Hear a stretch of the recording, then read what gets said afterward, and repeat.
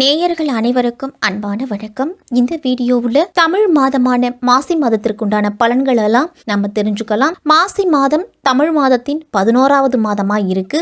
இந்த மாசி மாதம் அப்படிங்கிறது மன வலிமையை தரக்கூடிய மாதம், ஒரு மகத்துவம் நிறைந்த மாதம் அப்படின்னு கூட சொல்லலாம். இந்த மாதத்தை மாங்கல்ய மாதம் அப்படின்னு சொல்லுவாங்க.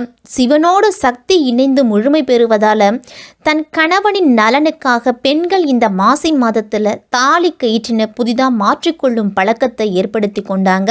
இந்தியாவில் இருக்கக்கூடிய அனைத்து புண்ணிய தீர்த்தங்களிலும் புனித நதிகளிலும் மாசி மாதத்துல அமிர்தம் அப்படிங்கறது நிறைஞ்சிருக்கிறதா புராணங்கள்லாம் சொல்லுது.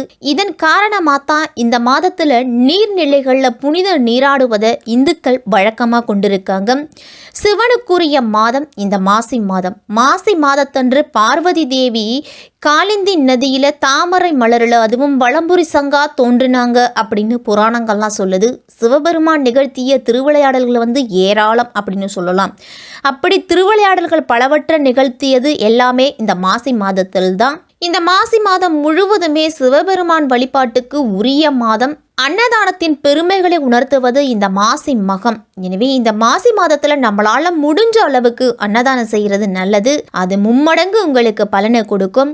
இந்த மாதத்துல வரக்கூடிய சிவராத்திரியை நம்ம மகா சிவராத்திரி அப்படின்னு சொல்லுறோம். சூரிய பகவான் கும்பராசியில பயணம் செய்யறது மாசி மாதத்தில் தான். தேய்பிரை சதுர்த்தி நாள்ல முதல் நாள் மாலை தொடங்கி அடுத்த நாள் காலை வரை சிவபெருமானுக்கு தொடர்ந்து 4 கால பூஜைகள் அப்படிங்கறது நடத்தப்படும். அந்த பூஜையில கலந்துக்கிட்டு உங்களால முடிஞ்ச அபிஷேகத்துக்கு தேவையான பொருள்களை வாங்கி கொடுங்க. இப்படிப்பட்ட சிறப்பு மிக்க இந்த மாசி மாதத்துல கிரக நிலைகள்லாம் எப்படி இருக்கு அப்படின்னு பார்க்கலாம். மாசி மாதம் 1ஆம் தேதி முதல் 30ஆம் தேதி வரைக்கும் இருக்கு. 13/2/2024 முதல் 13/3/2024 வரைக்கும் இந்த மாசி மாதம் இருக்கு. மாசி மாதத்தின் கிரக நிலைகளை பார்த்தோம் அப்படின்னா சூரியன் கும்பராசியிலையும், செவ்வாய் மகர ராசியிலையும், புதன் கும்பராசியில 19ஆம் தேதி வரைக்கும் இருக்கிறாரு. அதன் பிறகு மீன ராசிக்கு போறாரு. சுக்கிரன் மகர ராசியில 25ஆம் தேதி வரைக்கும் இருக்கிறாரு. அதன் பிறகு கும்பராசிக்கு போறாரு. சனி கும்பத்திலையும், குரு மேஷத்திலையும், ராகு மீனத்திலையும், கேது கன்னியிலையும் அப்படின்னு கிரகங்களோட அமைப்பெல்லாம் இருக்குது. இந்த அமைப்பு படி 12 ராசிக்காரர்களுக்கும் எப்படிப்பட்ட பலன்கள்லாம் கிடைக்கும் அப்படின்னு விரிவாக பார்க்கலாம். எல்லாரிடத்திலையும் இனிமையாக பேசும் திறன் படைத்தவர்கள் தான் இந்த தனுசு ராசிக்காரர்கள். மூலம், பூராடம், உத்திராடம் 1ஆம் பாதத்தில் பிறந்தவங்களுக்கு இந்த மாசி மாதம் எப்படி இருக்கும், என்னென்ன பலன்கள்லாம் கிடைக்கும் அப்படின்னு பார்க்கலாம். இந்த மாதம் முழுவதுமே வீரியம் நிறைந்த 5 கிரகங்கள் தனுசு ராசிக்காரர்களுக்கெல்லாம் அனுகூலமாக இருக்கிறாங்க. குரு, சுக்கிரன், சூரியன், சனி, புதன் ஆகிய கிரகங்கள் அனைத்துமே உங்களுக்கு சிறப்பாக இருக்குது. அதனால் தேவையான அளவு பண வசதி அப்படிங்கிறது இருக்கும். வீண் செலவுகள்லாம் இந்த மாதத்துல குறைய போகுது. புதனோட நிலை உங்களுடைய குழந்தைகளின் கல்வி முன்னேற்றம் திருப்திகரமாக இருக்கும். குடும்பத்து சூழ்நிலையும் உங்களுக்கு மகிழ்ச்சியை கொடுக்கும் விதத்துல இருக்குது. அர்த்தாஷ்டத்துல நிலை கொண்டிருக்கக்கூடிய ராகுவால உஷ்ணம் சம்பந்தமான சிறு சிறு உடல் உபாதைகள்லாம் ஏற்படலாம். குறிப்பா சருமம் சம்பந்தமான பாதிப்புகள்லாம் ஒரு சிறிய மருத்துவ சிகிச்சையினால குணமடையும். திருமண முயற்சிகள் எல்லாம் நீ எதிர்பார்த்திருந்த வெற்றி அப்படிங்கிறது கிடைக்கும். உங்க ராசிநாதன் குரு உங்க ராசியவே பார்க்கறாரு. நவ கிரகங்கள்ல சுப கிரகமா விளங்கக்கூடியவர் குரு பகவான். குரு பகவானோட பார்வை தொழில் வளர்ச்சியில நல்ல முன்னேற்றத்தை கொடுக்கும். பிள்ளைகள் வழியில இருந்துட்டு வந்த பிரச்சனைகள் எல்லாமே குறையும். உங்களுக்கு நல்ல சுபகாரியங்கள்லாம் இல்லத்துல பலவும் நடக்கும். பஞ்சம விரையாதிபதியான செவ்வாய் உச்சம் பெறுவது லாபாதிபதி சுக்கிரனோடு இணைஞ்சிருக்கிறதால வருமானம் உங்களுக்கு திருப்திகரமா இருக்கும். இந்த மாத தொடக்கத்துல கும்பராசிக்கு புதன் போறாரு. பாக்கியாதிபதி சூரியனோடு இணைஞ்சு புத ஆதித்ய யோகத்தை உருவாக்குறாரு. கல்வி, கலை சம்பந்தமாக எடுத்த முயற்சிகளில் நல்ல பலன் அப்படிங்கிறது உண்டு. குடும்பத்தில் இருந்துட்டு வந்த கருத்து வேறுபாடுகள் எல்லாமே நீங்க போகுது. வருமானமும் உயரப்போகுது. பொது வாழ்க்கையில் இருக்கிறவங்களுக்கெல்லாம் மேலிடத்து ஆதரவு அப்படிங்கிறது கிடைக்கும். பழைய வாகனங்கள் பழுது வச்சுக்கிட்டே இருக்கு, அதை கொடுத்துட்டு புதிய வாகனங்கள்லாம் வாங்குவீங்க.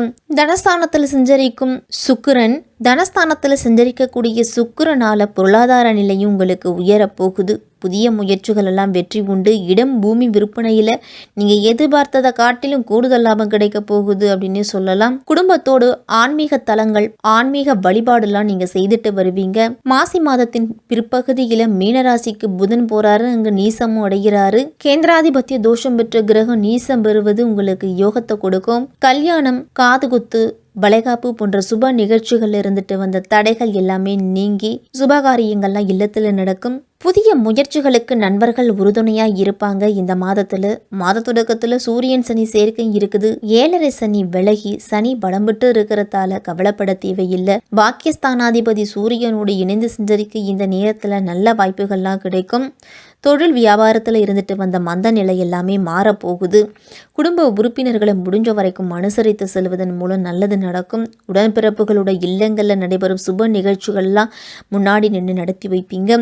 மாதத்தின் பிற்பகுதியில் கும்பராசிக்கு சுக்கிரன் போறாரு. லாபாதிபதி சுக்கிரன் சகாயஸ்தானத்தில் வரும்பொழுது வருமானம் உயரும். வருங்கால முன்னேற்றம் கருதி சேமிப்பு அப்படிங்கிறத எடுத்து வைப்பீங்க. தர்ம சிந்தனை அப்படிங்கிறது அதிகரிக்கும். வெளியூர் வெளிநாட்டு பயணங்களால் உங்களுக்கு நன்மைகள் அதிகம் கிடைக்க போகுது. மூல நட்சத்திரத்தில் பிறந்தவர்களுக்கெல்லாம் இந்த மாதம் உங்க ராசிநாதன் பூர்வ புண்ணிய ஸ்தானத்தில் சஞ்சரித்து உங்க ராசியை பார்க்கறதால நீங்க எதிர்பார்த்த மாற்றம் அப்படிங்கிறது கிடைக்க போகுது. உங்களுடைய அந்தஸ்து செல்வாக்கு அதெல்லாமே உயரும்.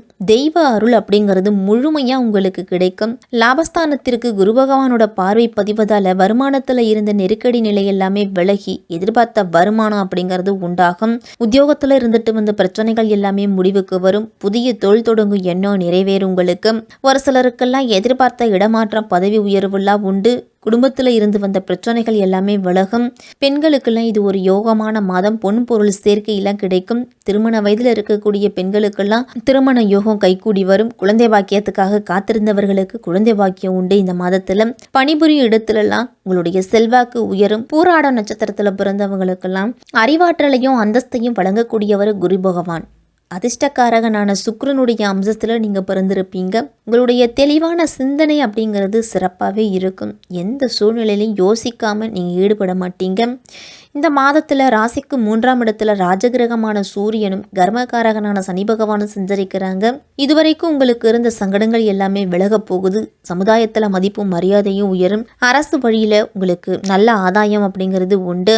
தெய்வ அருளால உங்களுடைய செயல்கள் அனைத்துமே வெற்றியாகும். குடும்பம், தொழில், வியாபாரம் போன்றவற்றில் இருந்து வந்த நெருக்கடிகள் எல்லாமே விலகும். தனுசு ராசிக்காரர்களுக்கெல்லாம் பணியிடத்துல பணியாளர்களோட மதிப்பு அதிகரிக்க போகுது. உடல் ஆரோக்கியத்திலையும் இதுவரைக்கும் இருந்து வந்த பின்னடைவுகள் எல்லாமே நீங்கி முன்னேற்றம் ஏற்படும். பெண்களுக்கெல்லாம் இந்த மாதம் எதிர்பார்த்த நல்ல பலன் அப்படிங்கிறது உண்டு. வாழ்க்கை துணையை எழுந்தவர்களுக்கெல்லாம் மறுமணத்திற்குரிய நல்ல சூழ்நிலை இந்த மாதத்துல ஏற்படலாம்.